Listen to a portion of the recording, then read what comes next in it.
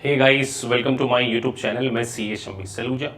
सो guys, आज के इस वीडियो में बेसिकली हम डिस्कस करने वाले हैं यूएस सीपीए फार को पास करने की मास्टर टिप्स। देखिए गाइस, ये जो वीडियो है बहुत सारे ऐसे स्टूडेंट का एक्सपीरियंस कि आपको अगर एफएआर सब्जेक्ट को पास करना है, यूएस गैप को पास करना है, तो आपको क्या अप्रोच 2022 में फॉलो करनी चाहिए। Over the period of experience मैं आपके सामने शेयर करने जा रहा हूं। आप हमारे यूट्यूब चैनल पर जाकर देख सकते हैं, बहुत सारे बीकॉम ग्रेजुएट जिनका की बेस भी उतना स्ट्रांग नहीं था, नाउ आज उन्होंने सीपीए को कंप्लीट कर लिया। तो ये पूरा एक्सपीरियंस मैं आपके सामने शेयर करने जा रहा हूं। तो चलिए वीडियो में आगे बढ़ते हैं। Let's get started. So guys, मैं आपके सामने यूएस सीपीए स्टूडेंट की तीन जो प्रॉब्लम्स होती हैं, अगर आप में ये तीन वीकनेस हैं और इसको अगर आपने इंप्रूव कर लिया, डेफिनेटली आपका जो स्कोर है वो 85 के अबव जाएगा। तो आज मैं बात कर रहा हूं कि अगर आपको एफएआर सब्जेक्ट को पास करना है तो वो तीन बातें क्या हैं। तो अगर हम सबसे पहली फोकस करें तो मैंने नंबर 1 लिखा है बेसिक फंडामेंटल सेशन। देखिए, बेसिक फंडामेंटल सेशन मतलब आपके अकाउंटिंग के बेस बहुत ज़्यादा स्ट्रांग होने चाहिए। अगर आपका अकाउंटिंग का बेस स्ट्रांग नहीं है ना, तो आप अराउंड 50% पोर्शन में तो बहुत ज़्यादा स्ट्रगल करने वाले हैं। मैं आपको समझाता हूं। देखिए, ये टॉपिक्स हैं एफएआर सब्जेक्ट में। इन्वेंट्रीज, जैसे कि किस तरीके से आपको फीफो लीफो का कैलकुलेशन, अकाउंट रिसीवेबल्स जिसमें कि हम बात करते हैं प्रोविजन फॉर डाउटफुल डेब्ट्स किस तरीके से होती है, जिसको कि यूएस गैप में अलाउंसेस फॉर क्रेडिट लॉस बोला जाता है, कैश एंड कैश इक्विवेलेंट, उसके बाद accounts payable, cash flow statement, balance sheet के आइटम्स, इनकम स्टेटमेंट और बैंक रिकंसिलिएशन आइटम। सोचिए, ये सारी चीजें आपने 12th क्लास में ही पढ़ ली होंगी या आपके ग्रेजुएशन के ड्यूरेशन में पढ़ ली। लेकिन क्या होता है कि यहाँ पर जो क्वेश्चंस होते हैं वो मल्टीपल चॉइस क्वेश्चन बेस्ड होते हैं और सिमुलेशंस होते हैं। तो सिमुलेशंस और एमसीक्यू को अगर आपने स्ट्रॉन्ग करना है तो आपका बेसिक्स बहुत ज़्यादा स्ट्रॉन्ग होना चाहिए, क्योंकि ये सारे टॉपिक्स आपको पढ़ने मिलना है। ये बिल्कुल, और इन पोर्शन में से अराउंड 30 to 40% है। तो अगर आपका बेस स्ट्रांग नहीं होगा तो इस टॉपिक्स में आप स्ट्रगल करेंगे और इन टॉपिक का रेफरेंस दूसरे टॉपिक्स में भी आपको फेस करना पड़ता है। इसीलिए मैं बोलता हूं कि बेसिक्स आपके बहुत ज्यादा स्ट्रांग होने चाहिए। बेसिक्स में एक और बात मैं कहूं, जनरल एंट्रीज। अगर आपकी जनरल एंट्रीज स्ट्रांग नहीं है, अगेन आपको बहुत ज्यादा स्ट्रगल करना पड़ सकता है। तो सबसे पहले आपके बेस को बहुत ज्यादा स्ट्रांग कीजिए। मल्टीपल चॉइस क्वेश्चन को आपने अगर अच्छे से अटेम्प्ट करना है तो आपका फाउंडेशन बहुत ज़्यादा स्ट्रांग होना चाहिए। और जनरल एंट्रीज, क्योंकि सिमुलेशंस में जनरल एंट्रीज बहुत ज़्यादा आपसे पूछी जाती है। अब हम बात कर रहे हैं एक जो ओवर द पीरियड स्टूडेंट को टीच करने के बाद एक सबसे बड़ी जो प्रॉब्लम आती है वो है कि मल्टीपल चॉइस क्वेश्चन करते समय आपकी एनालिटिकल स्किल उतनी अच्छी नहीं होती।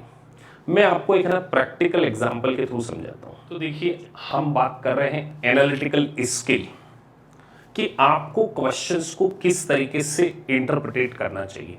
अगर आपकी इंटरप्रिटेशन स्किल इंप्रूव हो गई, डेफिनेटली आप एमसीक्यू को बहुत अच्छे से अटेम्प्ट कर पाएंगे। मैं आपके सामने यहां कुछ एमसीक्यू के एग्जांपल देता हूं। जैसे देखिए, आप बोर्ड पर एक क्वेश्चन देख रहे होंगे जिसको मैं आपके सामने रीड करूंगा और फिर आपको बताऊंगा कि स्टूडेंट समटाइम क्या मिस्टेक कर जाते हैं। जैसे देखिए, Burns Corp had the following item, which of the following amount would the statement of comprehensive income report as a other comprehensive income और लॉस। अब देखिए, इस क्वेश्चन में बेसिकली बात क्या हो रही है। Born had the following items, which of the following amount would statement of comprehensive income report as a OCI। इस स्टेटमेंट को देखकर आपको बताना है कि कौन सी आइटम अदर कॉम्प्रिहेंसिव इनकम में आती है।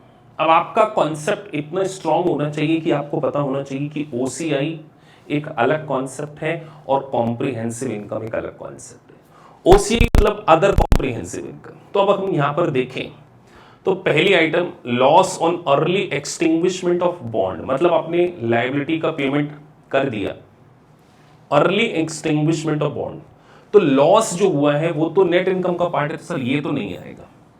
ओसीआई में रियलाइज गेन कभी नहीं आता है, अनरियलाइज गेन आते हैं, इसको भी काट दिया। Unrealised holding loss on available for sale debt securities, तो एक ये आने वाला है। Loss on return down of inventories, ये नहीं है।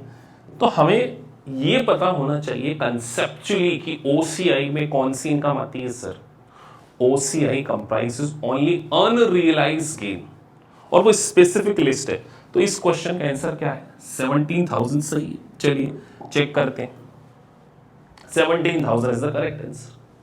तो अब जब आप मल्टीपल चॉइस क्वेश्चन पढ़ें तो आपके दिमाग में हर छोटी छोटी लाइन क्लियर होनी चाहिए कि सर क्वेश्चन ने पूछा था OCI अदर कॉम्प्रिहेंसिव इनकम। तो इंटरप्रिटेशन बहुत इंपॉर्टेंट है यहां पर। अगर आप कॉम्प्रिहेंसिव इनकम और अदर कॉम्प्रिहेंसिव इनकम में कंफ्यूज हो जाएंगे तो आपके क्वेश्चंस गलत हो जाएंगे। चलिए एक और क्वेश्चन को और समझते हैं। देखिए अगले क्वेश्चन में, a company report the following information for year 1, what is the amount of again other comprehensive income for the year 1। तो आपका पूरा focus sir other comprehensive income कौन कौन सी हो सकती है। तो ऑनर कॉन्ट्रीब्यूशन सर इनकम तो नहीं है, नेट इनकम भी नहीं है। Deferred gain on highly effective cash flows, तो ये एक लिस्ट में कंसीडर किया जाता है, ये भी पार्ट ऑफ ओसीआई है। Deferred gain on highly effective cash flow, it is a part of OCI.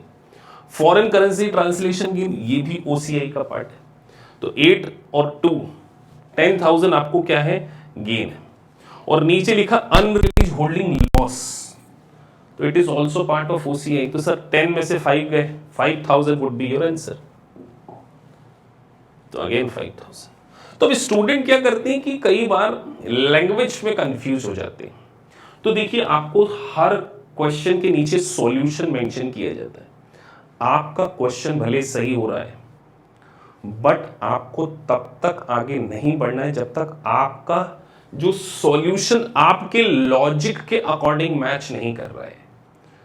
ऐसा नहीं कि गैस वर्क में आपका क्वेश्चन तो नहीं सही हो गया कहीं, इसलिए क्वेश्चंस को करने के बाद उसके इंटरप्रिटेशन को पढ़ें और फिर देखें कि जो लॉजिक आपने लगाया है और जो सॉल्यूशन का लॉजिक है वो मैच हो रहा है या नहीं।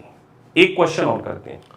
सो देखिए अगले क्वेश्चंस में, a partial listing of companies account is presented below, what amount should the company report as a net income. तो आपको इस पर्टिकुलर क्वेश्चन में नेट इनकम बताना है। तो सर आपको ये अच्छे से पता होना चाहिए कॉन्सेप्चुअली कि नेट इनकम में ओसीआई नहीं आती। तो अब सर रेवेन्यू दिया हुआ है, रेवेन्यू कितना है हो जाता हूं मैं, रेवेन्यू 80,000 है।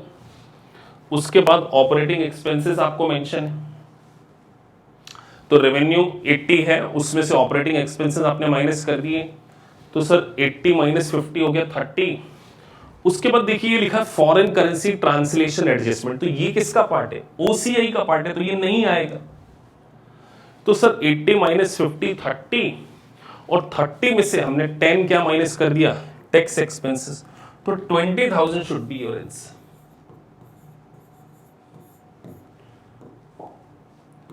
तो देखिए ये 20,000 आपका आंसर है।